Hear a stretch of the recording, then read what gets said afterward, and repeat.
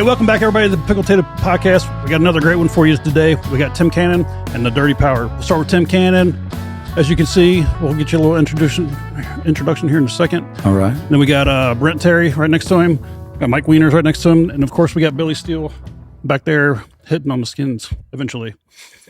First, I want to start off with you, Tim, if we can. Absolutely. I'm very curious as the name. Since you guys asked me about Pickle Potato, I'm going to ask you the same thing. Where did the Dirty Power come in? Well, the Dirty Power came, Billy and Mike, they play in a band, and that's what they call them. And then when I met Billy at a show, I think he was playing with Mike Myerson, and so we had talked a little while and about getting together, and we just kept the name. I said, Tim Cannon, the Dirty Power. I just thought that sounded pretty cool. Yeah, so it is cool. So the Dirty Power, that's all Billy. Yeah. How long you guys been together? It feels like 40. No, I think officially we've probably been together about 2 years, right? Yeah. About 2 years. I know Billy and I met Billy back in, I think it was August of 2019 at a show, and then I'd seen him again in January at a show, and I sat in with him for a little bit, and then he reached out to me and said, hey, man, if you need a drummer, because we had talked about this concept thing that I got going on about my blues album. Mm-hmm. And so he said, yeah, just reach out to me. So we stayed connected, and we did some studio stuff. And then, of course, COVID came along, and it kind of put a damper on everything. Sure. And then so we finally got back to where we want to be. So this is the 2025 is going to be the year that we're going to get the album done, and we're going to blow the world up. Yeah.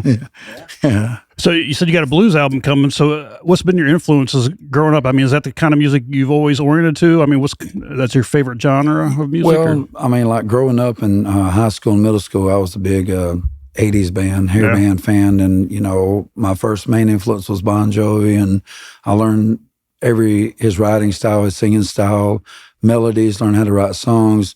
And then I've always loved the blues. You know, I just didn't feel like I was really that good enough to play the blues. Got a lot of blues stories, but then I guess the older I got, once I found my sound, because it took me a few years to find my voice, I guess, you know, to try to not copy everybody else. And once I found my sound, I found that I had that gritty, dirty that I really like.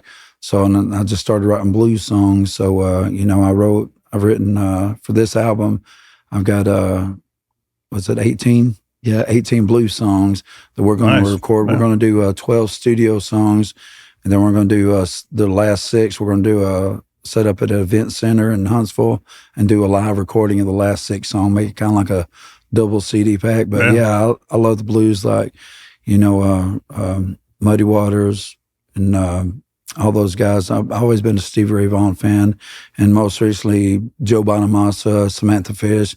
I love the trueness of the blues because, you know, no matter where you come from, where you are, we've all had the blues every once in a while, and it relates to people. And I always tell people, I said, sometimes there's more, I don't want to say depressed, but there's more hurting people in the world than happy people. You may have a smile on your face, but you got something going on inside. So I feel like everybody can relate to the blues. Yeah, absolutely. And if it gets them through it gets it through it, you know. Yep.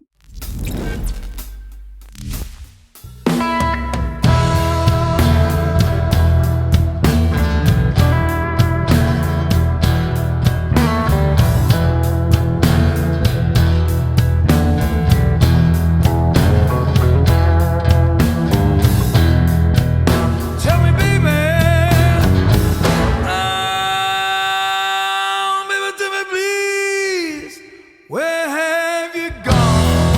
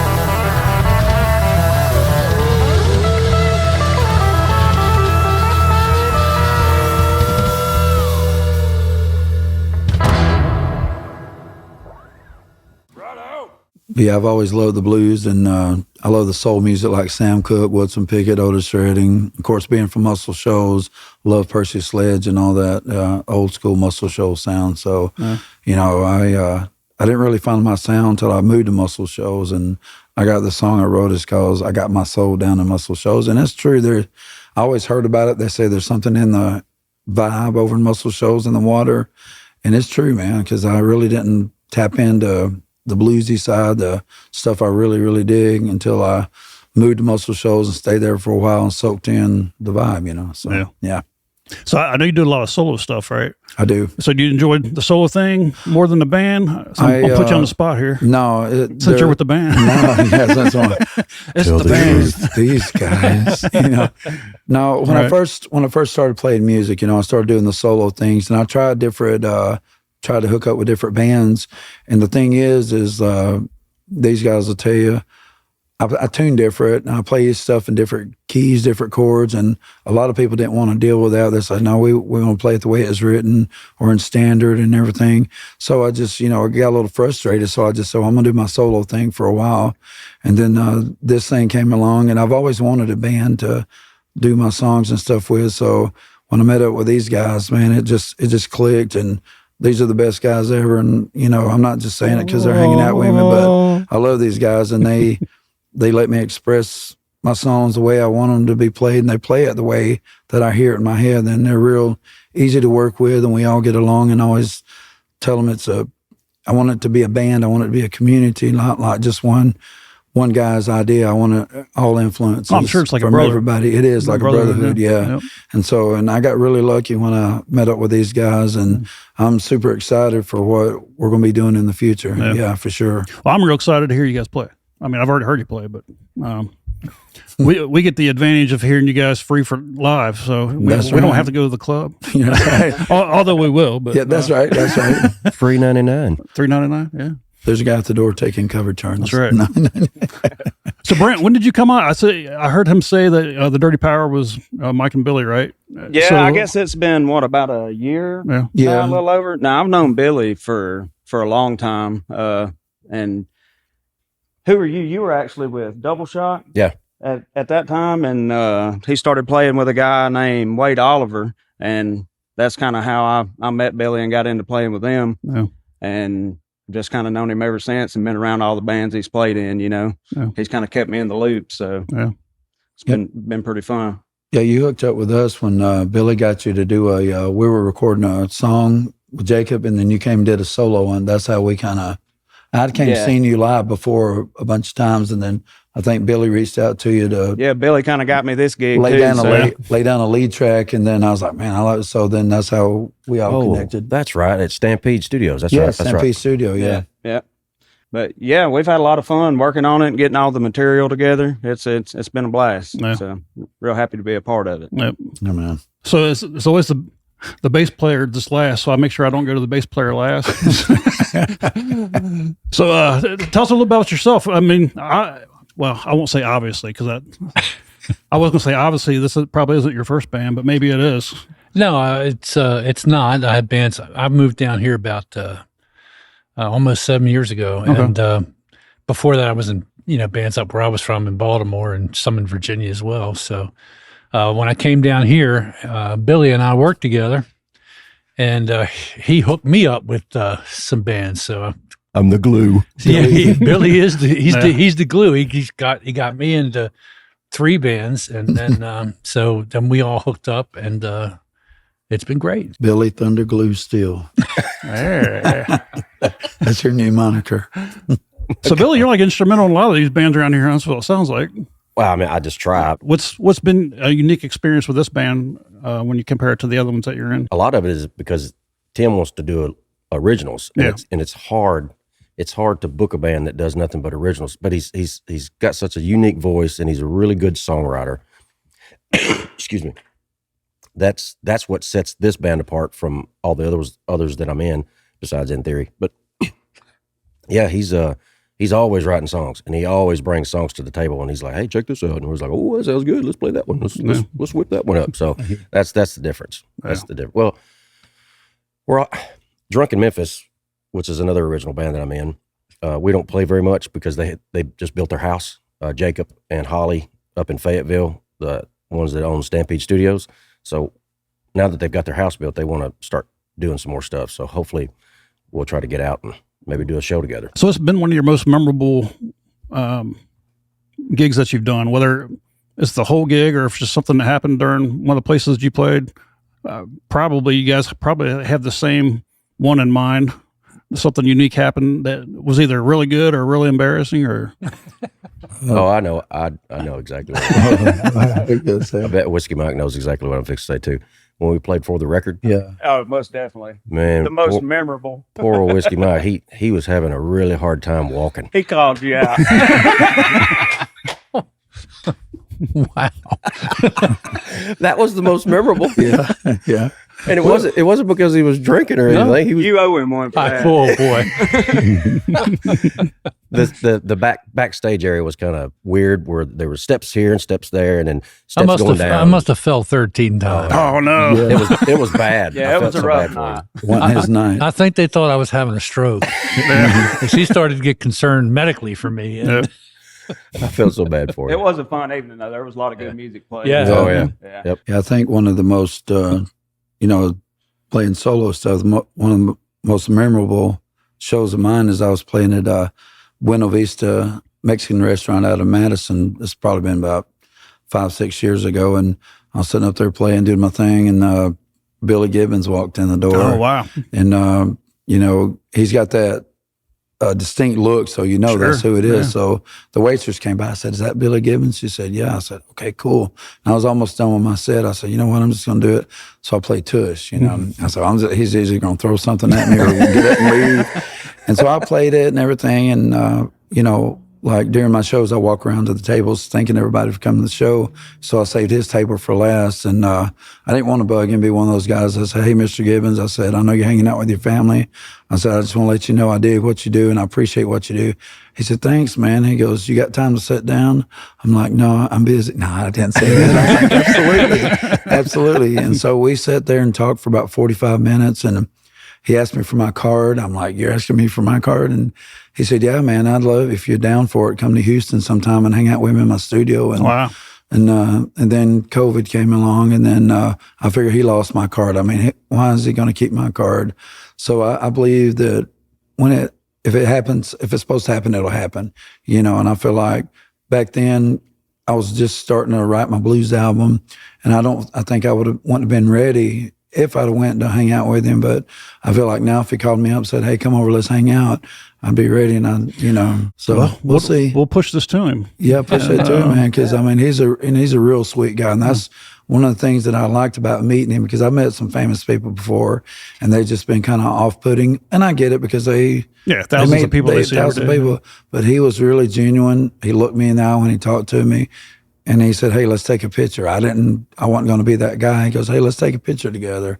And so, of course, that's what I use as my Facebook profile picture. I mean, how can you not use it? But that was one of the best shows that I played, that I've got to meet somebody like that. My most memorable show. Yeah. So, Billy, when you're seeing this, if you lost his card, give us. We'll have a contact in the description that you can get a hold of. Shoot, you can send it straight to us, pickletato@proton.me, and we'll shoot it over to Tim and yeah, man. get the whole band, get a whole band to Houston. Yeah, we'll go to Houston. Yeah, Don't tempt me with a good time. yeah. That's right. So, Brent, what's your favorite song that you guys play? Is you have one particular that you just? It doesn't have to be like something that moves you, but I mean, like you really enjoy playing. Got a chance to collaborate with Tim a little bit, and he let me pitch some ideas, and we kind of co-wrote a song together. It's called Fame, and we'll actually be doing that one today too. And it was just, as far as the creation and all the camaraderie, everybody coming together and kind of working on it, that's probably one of my favorites. Yeah, it's one of those that just came together. But not just that one, just the whole experience of like all the bandmates being able to pitch their ideas, everybody work together to create and do what we're doing. It's awesome. It's a real good time. The story behind the riff is even better. Tell the story behind the riff. Oh yeah. My dad actually came up with it. I just heard him playing it in the living room one day, just kind of beating on his guitar, and I kind of stole it from him. Yeah. then he come up, we were playing one day and he come upstairs. He's like, is that my song? So I was like, no. I was like, yeah. It's Don't mine worry now. about it. It was yours. It's mine now. I don't remember that being yours. Yeah, I think it was don't mine. remember any copyright stuff going on with that. So, but yeah, I've enjoyed it because I kind of cut my teeth on learning the blues when I first started playing. I actually come from a traditional bluegrass and like honky tonk country family. My whole family plays music, but it's nice because I get to do a little bit of all of it within the music that Tim's doing. You know what I mean? So it's been a fun time. I like the way that Brent and I played like guitar together because he, instead of us both playing chords all the time, he fits in between like what I'm playing, and it just sounds cohesive. It don't sound like like we're both trying to do the same thing and play the same chords. And he's got his style that he plays, and it just fits in between what I'm playing, and it just works. Yeah, and he's one of the as well. Best guitar players I know. I mean, I'm not saying that because he's here, but you can pay me later. Yeah. Pay me later. But he's a great guitar player. More than he gives himself credit for. He's a really good guy, and that's what makes it even better. Is he's a stand-up guy. So I appreciate that. Yeah. I really enjoy it because of the original aspect of it too. Yeah. Because for me as a guitar player, it pushes me to learn something new every time we play. Being a new song that we've never done before, or so that's helps me out as a guitar player a lot and really broadens my horizons as far as playing guitar.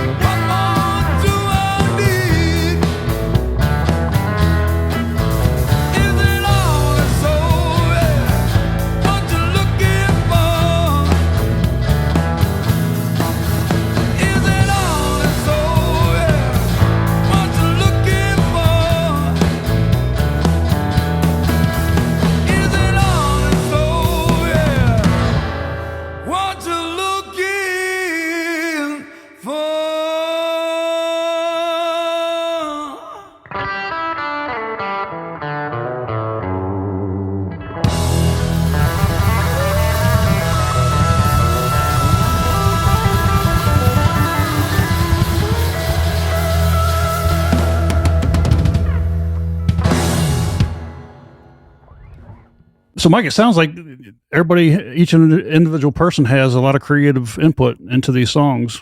So, if you take a bass player out of the band, it just obviously it doesn't sound nowhere near the same.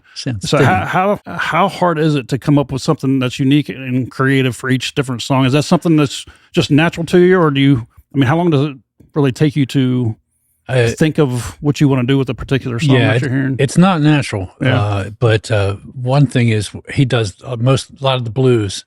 So there are obvious, blues licks on bass. And so I just try to start that and just put my own little movements into it. So it just takes, and actually I think I played it differently every time I've played it. So we'll see how it goes today. But so it's fun. Keep them on their toes. And one of the fun things is for being a guy that solos about 96% of his time, he is very open to getting input from the three of us. And it's really nice because there's literally no egos in the band, and there's no drama, and I think that's why we all have so much fun. Yeah, because I want to do, coming in the band, I want to do what's best for the band. You got to have a spokesperson for the band. I get that, but that don't mean that person has to be a dictator or like say my way or the highway.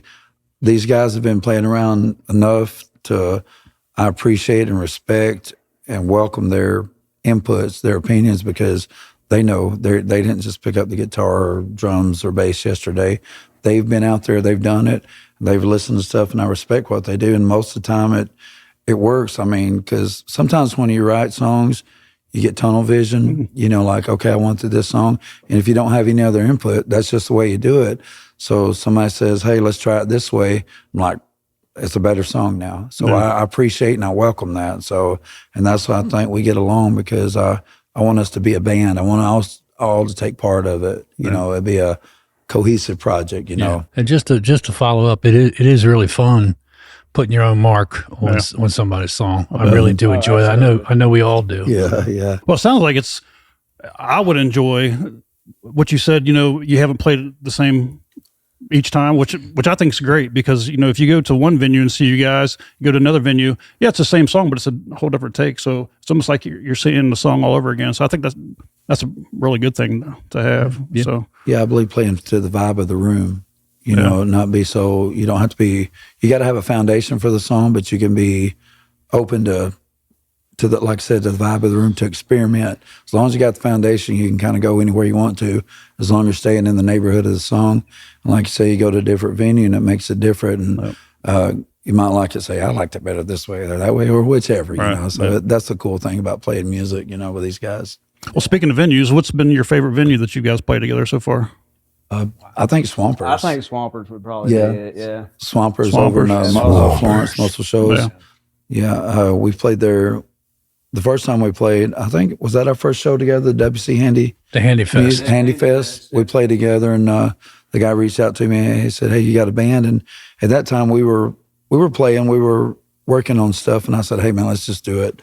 And so we showed up, man. It was one of my favorite shows that I played in a long time, because everything just clicked. Everybody did their homework, and we just had a good time, and the crowd loved it. And and that's like, we got something here. So, that's when we started building on it. Yeah, people were really responsive to it, was what the cool thing was to see, So that was pretty nice. Prohibition was cool, but it wasn't cold that night. Oh, yeah. Oh, yeah. They stuck us in a parking lot and the wind blowing 30 miles an hour, and it was like 45 degrees outside. So, and we love Prohibition. We love you guys. I'm playing there tonight, but we love you guys. But it was just staying cold that night. But we did it because we love you guys. So we took one for the team. My favorite thing about that show was opening up with Red House from Hendrix. Yeah, that's one of my favorite songs. That's usually what I open up my solo shows with, the Red House. That's just one of my favorite songs. And that's blues. That's just the basic. If you want to introduce somebody that's never heard blues, like whatever, I think if you play them that song, they'll get it. They'll get the blues, and not get the blues, but they'll understand, comprehend. Sure, I don't want everybody to be sad after they listen to the song, but I don't want you to get the blues. I want you to get the blues. I don't want the blues. Well, is there a place that you've wanted to play and haven't been able to get into yet, or? Yeah, we're trying to get down to Ground Zero Blues Club over in Clarksdale, Mississippi. Okay. That's the one that Morgan Freeman owns. And a couple of years ago, I played there during the Juke Joint Blues Festival. I just did solo and stuff, and that's the first time I played at a blues club. And that's the first time I kind of introduced my blues songs. And the lady that was running it, she said, "Hey, when you get a band together," she said, "I would love to have you guys up on a weekend night." So we've been in contact, and right now they're doing some renovations. So that's that's on our list of top of our list of gigs to play at the Ground Zero Blues Club. Yeah, sweet. I mean, that's mine. There may be some other. Well, like this year too, I mean, we've really been taking the time in the last year to put all the music together and work all the bugs out of everything. So, I mean, we've been playing gigs locally, but we're really trying to make a footprint this year, on the local scene as far as Huntsville and other local areas. So, well, there's a lot of places to play around here, as you guys are well aware of, and so much talent around here. I mean, that was one of the reasons we have really gone down this road with this podcast. I mean, we started out with just, hey, I'm just going to get on whoever I want, and it's been driving more towards the music side, which we really enjoy. And matter of fact, that's why we started this year to have, we've made quite of an investment and to be able to do that. That's what we wanted to do, but it's kind of a pricey to get this done. So we appreciate you doing this, man. We appreciate you taking, the step to appreciate the local musicians and the local music and helping us support it and all that. So thank you, brother. We really appreciate that. Absolutely. Thanks, man. Appreciate that. Yeah, but the reason I was bringing that up is because, we're very excited to have you guys play here. As probably now, we've probably already heard one or two songs. But, I do have one more question before you go off. Okay. As far as like the album, do you have a release date yet? Or have you even started recording those guys? We're going in the studio February 16th. So it's the next month. And I'm hoping... at the latest, I'm hoping at like June or July. Okay. That's what I really want to put forth the effort to get this out there and get it done. Yep. And the name of the album is going to be Macon Blues. I'm originally from Macon, Georgia. So I just want to, that's, kind of a tip of the hat for where I'm from. And got a real good friend kind of from a play Macon. on words. I love Macon, Georgia, He's a weird guy. You got a bunch of weird people down there. You know who I'm talking about. I haven't been there in a while. Yeah. But well, neither has he. So. I love, I'm a huge, when my number one is the Allman Brothers. I love their, they had their studio over there, Capricorn Studio, and they had that vibe and they had that sound I like. So I've always loved Macon. I haven't been there in a long time, but I wanted to kind of give a nod to where I come from. That's my roots, is in Macon, Georgia. And so that's the name of the album's Macon Blues, kind of a play on words. So, but we're real excited, man. It's got, like I said, we got 18 songs. I know that's a lot, but my idea going into this, when I started writing for the album, I want people, if you listen to the whole album, you're going to know who I am as a songwriter. You're going to know who we are as a band. If you listen to that whole album, there are going to be no questions. You're either going to dig us or not, but you're going to know who we are by the lyrics and the messages of the songs. Yeah. Sweet. Yeah, man. All right, man. Hey, we're going to wrap this up. All the links to all Tim Cannon and this magnificent band here, the Dirty Power, we'll have here in the description. Look out for his album coming out, and we're going to cut off here. Thanks for watching. We'll see you.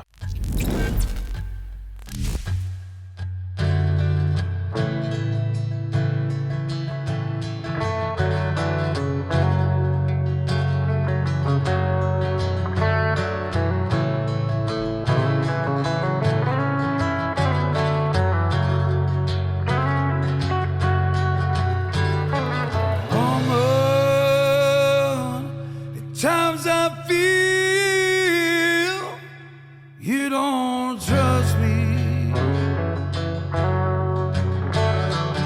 It breaks my heart into that you just can't even believe. Oh, through thick and thin, hanging in, baby, I'm your man.